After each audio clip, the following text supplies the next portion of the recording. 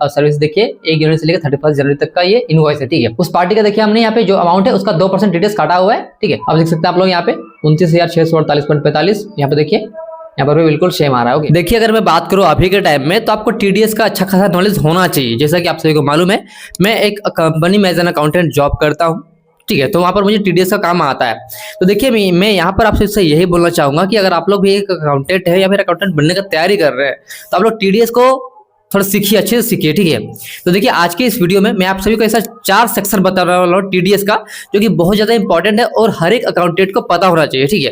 और वीडियो के लास्ट में मैं आप सभी को ये भी बताऊंगा कि आखिर आप लोगों को जो है टीडीएस का एंट्रीज को कैसे करना है टैली में। ओके, देखिए सबसे पहले मैं बात करना चाहूंगा यहाँ पे 4 सेक्शंस का, ठीक है, जिसमें से होता है फर्स्ट हमारा 194I, यानी कि सेक्शन 194I हो गया हमारा रेंट के केस पे। जैसे कि देखिए अगर आप किसी को रेंट पे कर रहे हैं 50,000 से ज्यादा मंथली बेसिस पे, ठीक है, और इसका जो टर्नओवर है उसको बोलते हैं हम लोग 6 लाख रुपए, ठीक है। यानी कि अगर आप ईयरली किसी भी पार्टी को जो है 6 लाख रुपीस या उससे अधिक का जो है रेंट पे कर रहे हैं ईयरली, यानी कि महीने का आपका हो गया 50,000 प्लस, उतना का अगर आप किसी को रेंट पे कर रहे हैं तो आपको जो है टीडीएस डिडक्ट करना है, ठीक है। इसमें क्या होता है, सेक्शन 194I के तहत जो है आपको टीडीएस डिडक्ट करना है 10%। अगर सामने वाला पार्टी के पास पैन नंबर है तो 10%, अगर वो पैन नंबर उसके पास नहीं है तो उसका 20% टीडीएस काटना है। तो ये होता है सेक्शन 194I, जिसके तहत आपको जो है रेंट के केस पे टीडीएस काटना होता है, ठीक है। नेक्स्ट यहाँ पे बात करना चाहूंगा मैं यहाँ पे सेक्शन 194J, जो कि बहुत इंपॉर्टेंट है। जैसे कि अगर मैं बात करूं यहाँ पे, इसमें आता है प्रोफेशनल सर्विस और एक होता है टेक्निकल सर्विस, ठीक है। तो ये प्रोफेशनल सर्विस और टेक्निकल सर्विस में बहुत सारे लोगों को कंफ्यूजन होता है कि आखिर दोनों डिफरेंस क्या होता है। चलिए थोड़ा मैं इसको आपको सिंपल तरीके से बता रहा हूँ, ठीक है। देखिए सिंपल समझिए, देखिए टेक्निकल पहले मैं बात कर दूंगा प्रोफेशनल सर्विस का। देखिए प्रोफेशनल सर्विस में क्या होता है, जैसे कि जिस सर्विस पे, जैसे कि उसमें एक प्रोफेशन हो गया, ठीक है, profession plus education plus registration, ये 3 चीज रिक्वायरमेंट होता है, ठीक है। जैसे मैं बात करूं, सिंपल एग्जांपल दे रहा हूं आपको। देखिए एक हमारा हो गया सीए, तो सीए के पास क्या होता है, सीए के पास एजुकेशन होता है, वो उसका प्रोफेशन है, उसके पास रजिस्ट्रेशन भी है, तो ये हो गया प्रोफेशन। इसे बोलते हैं प्रोफेशनल फीस। अगर हम किसी सीए को हायर किया हमने तो उसको जो है हम 10% काटेंगे टीडीएस, ठीक है। अगर वो सामने वाला पार्टी पैन नंबर देगा तो हम उसका 10% टीडीएस काटेंगे, अगर वो पैन नंबर नहीं देता हमारा सीए तो हम उसका 20% टीडीएस काटेंगे, ठीक है, समझ गए। अब यहाँ पे और एक चीज आता है, जैसे डॉक्टर भी क्या, डॉक्टर भी एक तरह से प्रोफेशन हो गया। जैसे कि क्या, कैसे, देखिए यहाँ पे सिंपल पे बता रहा हूँ आपको। डॉक्टर में जैसे उसका डॉक्टरी क्या करना है, एक प्रोफेशन हो गया, उसके पास एजुकेशन भी है डॉक्टर। जैसे सिंपल देखिए प्रोफेशनल फीस इक्वल टू उसका जो हो गया, बोलेंगे यहाँ पे प्रोफेशन प्लस एजुकेशन प्लस उसका रजिस्ट्रेशन। डॉक्टर के पास रजिस्ट्रेशन वगैरह है, इतना 3 चीजें हैं तो उसको बोलेंगे प्रोफेशनल फीस के कैटेगरी में आ जाएगा। जैसा कि आप सभी को मालूम है, गांव में ऐसे बहुत सारे झोला छाप डॉक्टर होते हैं, तो उन लोगों के पास क्या है, उन लोगों के पास जो है रजिस्ट्रेशन नहीं है, तो उन लोग जो है प्रोफेशनल फीस के अंतर्गत नहीं आएंगे, ठीक है। तो ये सब कुछ क्राइटेरिया होता है, ये हो गया प्रोफेशनल फीस का। वैसे लॉ यानी कि बोल सकते हैं लॉयर, ठीक है। तो लॉयर के पास क्या होता है, एजुकेशन होता है, रजिस्ट्रेशन होता है कि नहीं, तो और उसका प्रोफेशन भी है, तीनों चीज आ गया इसमें। तो यानी कि कहीं ना कहीं ये क्या हुआ, वो आ गया प्रोफेशनल फीस के कैटेगरी में। तो देखिए प्रोफेशनल फीस में जो क्या होता है, उसमें टीडीएस काटना होता है 10%, अगर पैन नंबर वो देता है तो, ठीक है। अगर पैन नंबर नहीं देगा सामने वाला पार्टी तो क्या करना है, उस केस में 20% टीडीएस काटना है। क्लियर हो गया 2 सेक्शन यहाँ पे।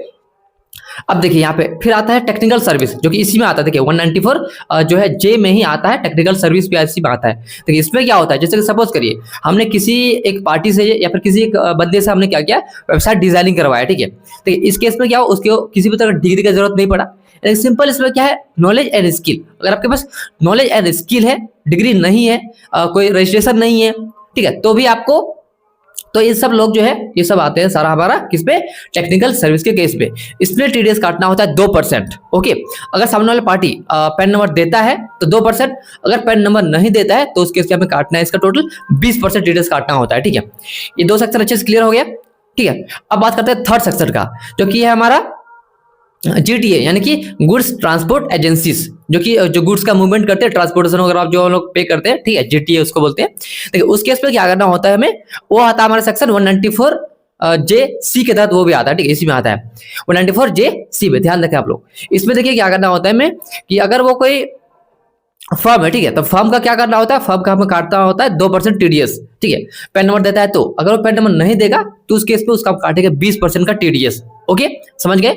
अब यहाँ पे नेक्स्ट बात करते हैं हम लोग लास्ट में, यहाँ पे और एक है हमारा पैकिंग कॉन्ट्रैक्टर्स, जो कि 4th नंबर पे आ रहा है। ये 94C के अंतर्गत ये भी आता है पैकिंग कॉन्ट्रैक्टर। इसमें भी देखिए क्या होता है, अगर वो इंडिविजुअल कोई है तो उसका 1% टीडीएस कटेगा। अगर कोई जैसे यहाँ पे मैं एक और चीज ऐड करना चाहूंगा, एक इंडिविजुअल हो गया या फिर एचयूएफ हो गया, ठीक है। ये अगर इन दोनों में से कोई केस है तो उसका 1% टीडीएस कटेगा। पैन नंबर देता है तो, अगर पैन नंबर नहीं देगा तो 20% टीडीएस कटेगा, ध्यान रखें आप लोग। और यहाँ पे कोई एचयूएफ या फिर इंडिविजुअल नहीं है, कोई कंपनी है, उस केस में जो पैकिंग कॉन्ट्रैक्टर में क्या होता है, उसका 2% टीडीएस कटेगा अगर पैन नंबर देता है तो। अगर पैन नंबर नहीं देगा तो उसका टोटल यहाँ पे कट जाएगा 20% का टीडीएस, ठीक है। तो आई होप आप लोग को ये 4 सेक्शन अच्छे से क्लियर हो गए होंगे। ओके, तो जैसा कि आप लोग देख पा रहे होंगे स्क्रीन में, मैंने आप सभी के लिए यहाँ पे जीटीए का एक बिल लिया हुआ है। ये एक ट्रांसपोर्ट का बिल है, ठीक है। अब ध्यान देंगे आप लोग, देखिए यहाँ पे लिखा हुआ है B2B सर्विसेज और सर्विस, देखिए 1 जनवरी से लेकर 31 जनवरी तक का ये इनवॉइस है, ठीक है। अब देखिए आप लोग ध्यान देंगे, यहाँ पे देखिए यहाँ पे लिखा हुआ है सब टोटल, उसके बाद देखिए यहाँ पे CGST और SGST लगा हुआ है, ओके, इन टोटल दिया हुआ है। अब देखिए टीडीएस हमेशा डिडक्ट होता है टैक्सेबल वैल्यू के ऊपर, और यहाँ पे टैक्सेबल वैल्यू क्या है देखिए, जैसे यहाँ पे आप लोग देखने को मिल रहा होगा सब टोटल, ठीक है। तो इसे बोलते हैं टैक्सेबल वैल्यू। तो ये जो वैल्यू है इसके ऊपर जो है टीडीएस को कैलकुलेट किया जाता है, ठीक है। तो चलिए हम लोग इसका कैलकुलेशन करेंगे कितना टीडीएस में बन रहा है इसका, ठीक है। तो उसके लिए मैं एक्सेल को ओपन कर रहा हूँ। तो जैसा कि आप लोग देख पा रहे होंगे मैंने एक्सेल को ओपन कर लिया हुआ है। अब देखिए यहाँ पे मैं लिख रहा हूँ अमाउंट, ठीक है। अमाउंट कितने का है, तो 25125.81, ओके। तो ये हमने लिख दिया अमाउंट को, जो कि हमारा बिल में आया हुआ टैक्सेबल वैल्यू, ओके। अब देखिए इसका निकालना है जीटीए का है, ध्यान दें ये जीटीए का बिल है, यानी कि इस पर कितना % टीडीएस एप्लीकेबल होगा, 2%, ठीक है, क्योंकि ये कंपनी ने हमें बिल दिया हुआ है। तो इसका निकालेंगे 2%, देखिए equal to this cell multiply by 2%, और यहाँ पे एंटर प्रेस करेंगे। देख सकते हैं यहाँ पे इसका इतना जो है टीडीएस इसका बन रहा है, यानी कि राउंड फिगर हम बात करें यहाँ पे तो 502 रुपीज इसका टीडीएस बन रहा है, इतना इसका डिडक्ट करेंगे, ठीक है। अब देखिए ध्यान देंगे आप लोग, यहाँ पे टोटल इनवॉइस वैल्यू कितना है, यहाँ पे देखिए 29648.45, ये इसका हो गया टोटल इनवॉइस वैल्यू, करेक्ट। इसमें से हम क्या करेंगे, जो 502 है इसको लेस करके सामने वाले हमारा सप्लायर को पेमेंट करेंगे, okay. Equal to total invoice value minus उसका टीडीएस इतना कटेगा, तो ये जो है इसको लेस करके सामने वाले सप्लायर को पेमेंट कर देंगे, ओके। इतना क्लियर हो गया, ओके। अब देखिए हम ये जो 502 का पेमेंट हमने इसको डेढ़ तो कर लिया, अब उसका टैली में एंट्री कैसे करेंगे वो सीखते हैं, ठीक है। तो चलिए उसके लिए चलते हैं टैली में। और हाँ, यहाँ पर मैं आप सभी को एक चीज बताना चाहूंगा, यहाँ पे कि जो मैंने 502 रुपीज का डिडक्ट किया, मैं आपको वो भी स्क्रीनशॉट दिखाना चाहूंगा यहाँ पे, ठीक है। देखिए जैसा कि आप लोग यहाँ पे देख पा रहे होंगे, देखिए यहाँ पे देखिए उस पार्टी का देखिए हमने यहाँ पे जो अमाउंट है उसका 2% टीडीएस काटा हुआ है, ठीक है, जो कि 503 है राउंड फिगर में। यहाँ पर देखिए बेसिकली यहाँ पे 502 भी आप काट सकते हैं, 503 भी काटिए, यहाँ पे 1 रुपीज का ऊपर नीचे होता है वो चलता है, ठीक है, वो कोई बड़ी चीज नहीं है, ठीक है। तो देखिए हमने इसका इतना टीडीएस काटा हुआ है 503 रुपीज, और ध्यान देंगे यहाँ पे पैकिंग कॉन्ट्रैक्टर एक है तो उसका भी हमने टीडीएस काटा हुआ है, और दोनों को जोड़ के हमने इतना आया, दोनों का हमने पेमेंट एक साथ कर दिया हुआ है। जैसे कि आप लोग देख सकते हैं यहाँ पे टोटल हमने इतना का जो है टीडीएस का पेमेंट किया हुआ था, ओके।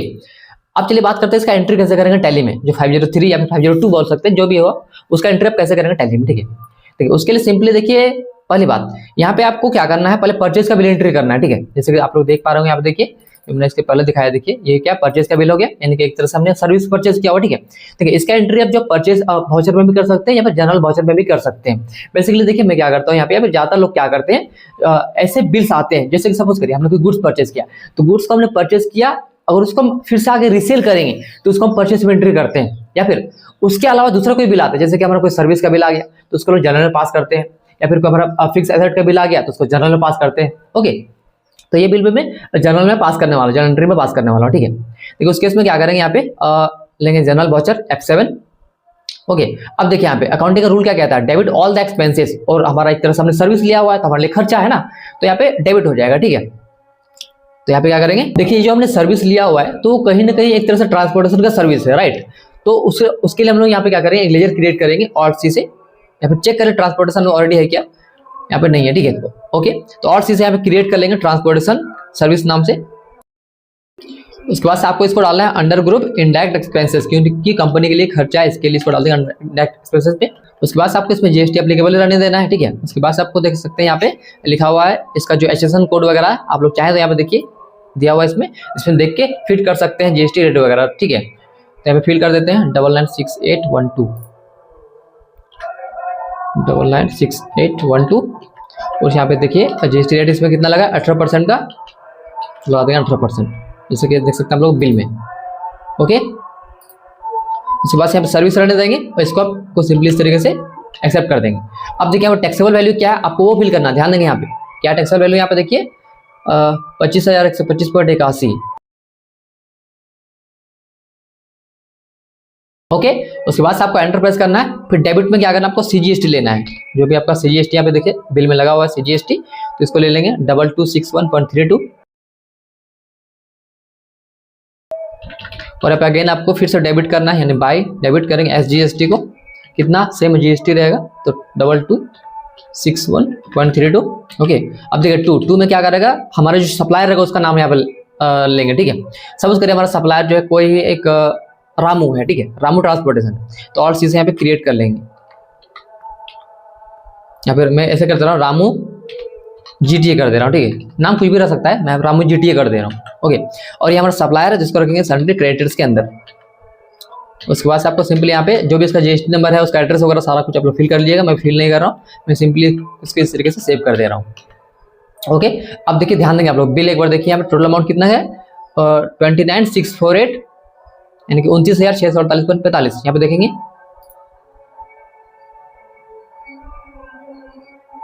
हमने कहीं पे गड़बड़ किया गया 25,001, अच्छा सॉरी देखिए यहाँ पे टाइपिंग हमने गलती किया ना इसलिए अमाउंट गड़बड़ आ गया। देखिए 25,125.81 यहाँ पे देखिए, यहाँ पे इसको ठीक करेंगे। ओके, अब देख सकते हैं आप लोग यहाँ पे 29,648.45 यहाँ पे देखिए, यहाँ पर भी बिल्कुल सेम आ रहा है। ओके, आपको क्या करना है इसको सिंपली आपको एंटर करते हुए इसको यहाँ पे देखिए नरेशन में चाहे तो लिख सकते हैं बिल नंबर, जो भी आपका बिल नंबर मिला हुआ है बिल नंबर और डेट उसके यहाँ पे फीड कर सकते हैं नरेशन में। ओके, फिर आपको इसको सेव कर देना है। इतना क्लियर हो गया। अब देखिए ये तो हमारा परचेज का एंट्री, एक तरह सर्विस जो हमने लिया उसको हमने एंट्री कर दिया परचेज में। अब देखिए हम लोग टीडीएस का डिडक्शन का एंट्री कैसे पास करेंगे। ठीक है, तो सिंपली यहाँ पे क्या करेंगे, यहाँ पे डेबिट कर देंगे किसको, रामू को डेबिट कर देंगे। ठीक है, कितना रुपीस जो टीडीएस हमने कितना काटा था 502 503 जो भी आप लेना चाहे ले सकते हैं। ठीक है, जो कि मैंने कैलकुलेशन करके आपको दिखाया राउंड फिगर में। ठीक है, तो 502 ही ले लेते हैं जो कि हमने एक्सेल में कैलकुलेशन किया था। और यहाँ पे देखिए डेबिट कर दिया हमने उसको। अगर 2 में क्या करेंगे टीडीएस का लेजर हमारे पास है क्या, नहीं है, तो और चीजें क्रिएट कर लेंगे टीडीएस और यहाँ पे रखेंगे इसको अंडर करंट लायबिलिटी, क्योंकि हमारे लिए लायबिलिटी है, हमें गवर्नमेंट को पे करना है। ठीक है, इसके बाद से सिंपली आपको इसको यहाँ पे इस तरीके से अननोन लेते हुए या फिर इसको अननोन नहीं कर देंगे, इससे कोई मतलब नहीं होता। ठीक है, फिर आपको इस तरीके से इसको सेव कर देना होता है। ओके, आप देख सकते हैं आप लोग कि हमें जो रामू को कितना पेमेंट करना है, रामू को इतना पेमेंट करना है 29,146, क्योंकि देखिए 502 रुपीज लेस हो चुका है। ठीक है, जैसे कि आप लोग देख सकते हैं यहाँ पे जो हमने एक्सेल में कैलकुलेशन किया था, देख सकते हैं यहाँ पे देखिए 29,146 है 0.45 है। ठीक है, तो वही देख सकते हैं आप लोग यहाँ पर भी आ रहा है। ठीक है, तो आपको इस तरीके से इसको, ये हमारा हो गया टीडीएस का एंट्री। ओके, ये आपको टीडीएस का एंट्री ऐसा करना है। अब सपोज हमें रामू को पेमेंट करना है। ठीक है, अब देखिए उसके लिए क्या करेंगे, पेमेंट कर रहा है तो अब लेंगे यहाँ पे पेमेंट वाउचर को ले लेंगे और यहाँ पे सिलेक्ट करेंगे जो भी आपका बैंक रहेगा, बैंक को सिलेक्ट करिए और यहाँ पे रामू है तो रामू को सिलेक्ट करिए, कितना पेमेंट करना है। सपोज हमें राउंड फिगर पेमेंट करना है 29,146। ठीक है, तो 29,146 पेमेंट कर दिया हमने और जो 0.45 पैसा बच गया उसको हम लोग क्रेडिट एडजस्ट कर देंगे। ठीक है, जनरल वाउचर में इस तरीके से इसको सेव हमने कर दिया। अब जो 45 पैसे का डिफरेंस है उसको हम लोग एडजस्ट कर देंगे, फिर से लेंगे जनरल वाउचर को यहाँ पे और यहाँ पे रामू को फिर से हम लोग यहाँ पे 0.45 इस तरीके से एडजस्ट कर देंगे और यहाँ पे 2 में कर देंगे हमारा राउंड ऑफ इस तरीके से। तो देखिए उससे क्या होगा, हमारा जो रामू को देख सकते हैं यहाँ पे जीटीए बिल्कुल 0 हो चुका है, हमारा पार्टिकल बैलेंस 0 हो चुका है। ठीक है, फिर इस एंट्री को आपको इस तरीके से सेव कर देना है। एक बार मैं आप सभी इसका लेजर दिखाना चाहूंगा। ठीक है, स्किप कर रहा हूँ, गेट ऑफ टैली में आ रहा हूँ, DAL प्रेस करेंगे, यहाँ पे टाइप करेंगे रामू, एंटर प्रेस करेंगे, देख सकते हैं यहाँ पे उसका जो क्लोजिंग बैलेंस है बिल्कुल 0 हो चुका है। ठीक है, तो देखिए इस तरीके से जो है टीडीएस का एंट्री किया जाता है, चाहे वो बिल जीटीए का हो या फिर प्रोफेशनल फीस का हो या फिर किसी भी तरह का बिल हो, एंट्री करने का तरीका यही सेम होता है। ओके, आई होप आप लोग को जो है टीडीएस से रिलेटेड ये सारी चीज़ें अच्छे से क्लियर हो गए होंगे कि सेक्शंस क्या होता है और इसमें जो है हमें एंट्री कैसे करना होता है। ठीक है, और देखिए इस वीडियो के बाद भी टीडीएस के रिगार्डिंग अगर आपके मन में इस तरह का और भी सवाल है तो अपने जी कमेंट सेक्शन में पूछ सकते हैं। बाकी वीडियो कैसा लगा वो भी कमेंट सेक्शन में जरूर बताइएगा। अगर आपको वीडियो हेल्पफुल लगा हो तो वीडियो को लाइक जरूर करिएगा और चैनल पर नए हैं तो सब्सक्राइब कर लीजिए, क्योंकि मैं इसी तरीके से वीडियोस आपके लिए ढेर सारे लाते रहूँगा आगे भी अकाउंटिंग से रिलेटेड। ओके, तो thank you so much video यहाँ तक देखने के लिए। मैं जल्दी आपसे मिलूंगा अगले वीडियो में।